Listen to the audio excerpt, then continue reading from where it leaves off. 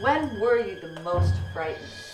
Well, I would have to say for me, Casa Madrid, which was a former speakeasy, it's now a tire and rim place. In fact, we did our season premiere episode there.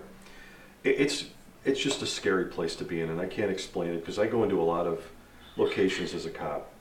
Dark locations, places where people say there's somebody in the building or an alarm went off, we hear noises. And of course I get frightened, but usually can find a reason why, there's been a noise or why the alarm went off. That particular place, every time I go in there, I just have a real uneasy feeling about it. It just feels like somebody is right there all the time. They're right on top of you.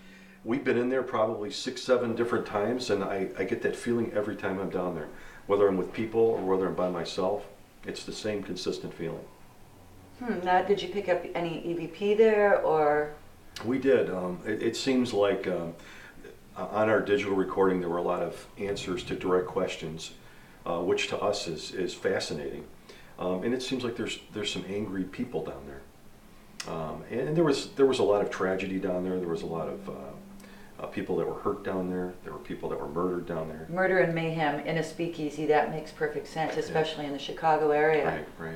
I'd say, you know what, some EVPs that were directed toward us, we're cops, and we entered a place called the Casa Madrid, which was a former speakeasy in the western suburbs of Chicago. And the fact that we were policemen in there seemed to get a not so favorable response from whoever it was or whatever it was. It attracted a bit of ire. Yes, and we were, it was kind of obvious that we weren't welcome in that environment with some 4-letter words that were thrown at us, which was kind of intriguing. Did you ever get, when you've been in like old school lingo, old school slang, like when you were in that speakeasy, did they refer to you as flatfoots or coppers or? No, but the language that was chosen fit the era.